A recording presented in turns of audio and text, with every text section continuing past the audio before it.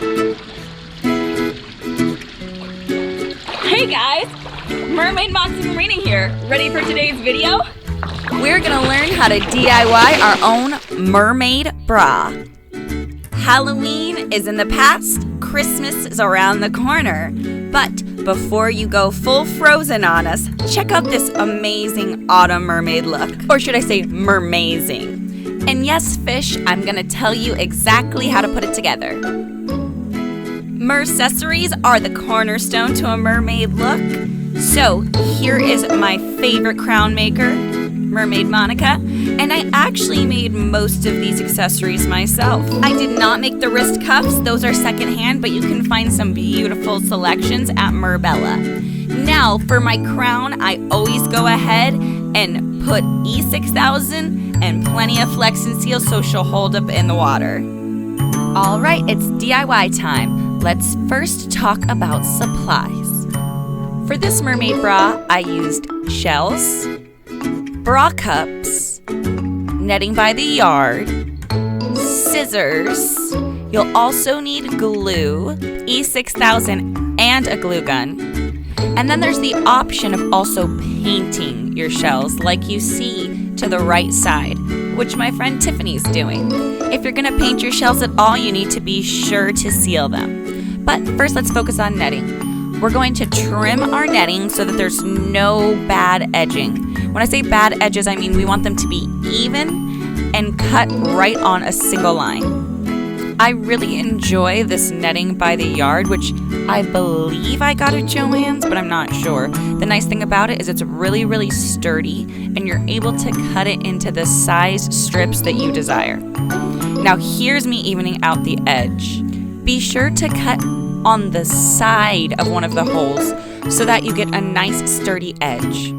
Also, this is a good time for me to mention that if you are painting your shells, be sure to let them dry overnight and be sure to seal them before you do these next steps. Now I'm going to go ahead and measure out how large I want my straps to be. Theoretically, this is just a choice of how thick you really want them. I went with about 4 inches, I believe. That way you have plenty of room so that the strap doesn't bunch up on you and go ahead and give you rashes. This actually worked really well, and I kept both my top straps and my side straps the same thickness and length. It worked great in the water. Once your netting's cut and your shells are all dry, you'll be ready to attach your bra. This is where the glue comes in, guys. I also use this really heavy decorative cord, which I think makes a really nice center. And what I did is really simple. I took the bra cups, the cord, and the netting, and I connected them all. This is where your use of E6000 and your glue gun is really important.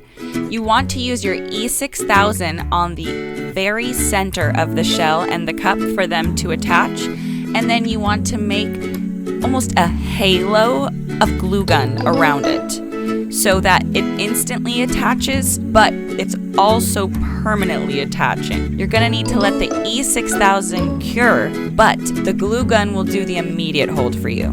Once you've done your glue gun, then you come back in on your edges with the E6000 again. This is gonna give your bra a perfect, permanent hold. That's right. It should hold up great in water as long as you use plenty of E6000. Put a weight on top and go ahead and wait.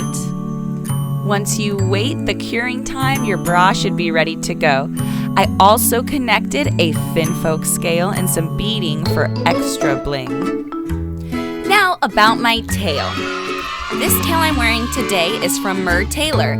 It's a full fantasy skin designed for the Fantasy 1 monofin. This color is called Hocus Pocus, which is very, very autumn vibes. There you have it. That's my Scorpio season look.